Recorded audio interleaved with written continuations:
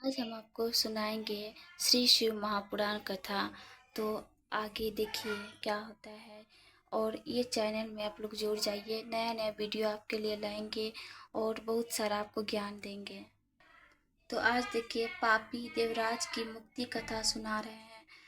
देखिए, सूत जी बोले, हे ऋषियों, जो व्यक्ति दुराचारी, पापी, विलासी एवं दुष्ट होते हैं, वे भी देवराज की मुक्ति कथा के द्वारा पवित्र हो जाते हैं।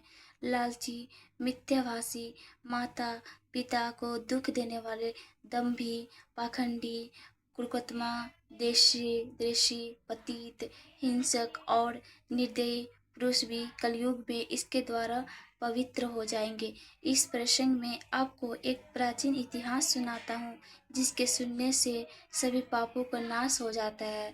तो आगे आपको हम दिखा रहे हैं।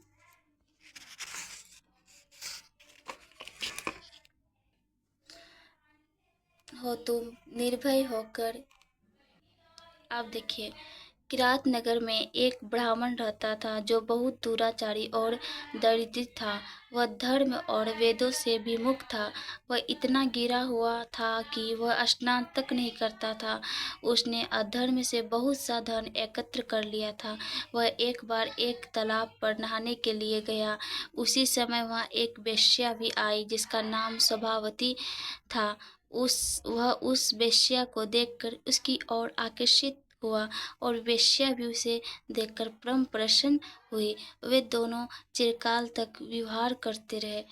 ब्राह्मण के माता पिता ने एक बार उसे समझाया, परंतु उसने अपने माता पिता की बातों पर ध्यान नहीं दिया। उस अधम ब्राह्मण ने एक दिन ईर्ष्यावश रात्रि ने अपने माता पिता व पत्नी का वध कर दिया और उनकी समस्त संपत्ति वेश्या को दे दी। देवयोग से एक दिन वह परिस्ताठापुर में आया। उसने वहाँ एक शिव मंदिर देखा, जिसमें अनेक साधु महात्मा एकत्र थे। वह ब्राह्मण अचानक वहाँ बीमार हो गया। बीमारी की अवस्था में उसने एक ब्राह्मण के मुख से शिव जी की परम पवित्र कथा सुनी। देवराज नामक वह ब्राह्मण के एक मास से शिव जी की दूत रुद्राक्ष धारण किए त्रिशूल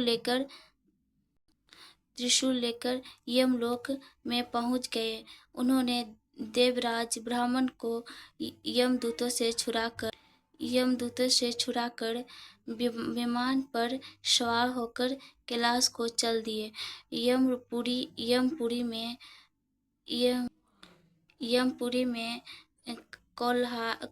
कोलाहल मच गया।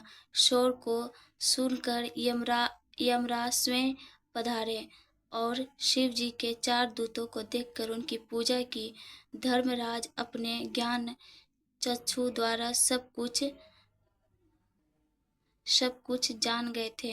शिव जी की दूतों ने ब्राह्मण को ले जाकर दया के सागर शिव जी के सम्मुख उपस्थित किया। हे मुनिवरों, शिव जी की यह कथा परम पवित्र है, जिसके श्रवण मात्र से महापापी ब्राह्मण देवराज भी मुक्ति पा गया। इस प्रकार शिव पुराण की कथा को विधि पूर्वक सुनने से अमर फल की प्राप्ति होती है। अब हम नेक्स्ट पेज में हम ये नेक्स्ट पार्ट में चंचुला की कथा सुनाएंगे।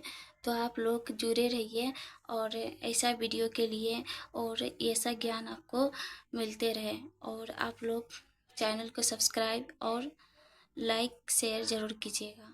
धन्यवाद। Thank you.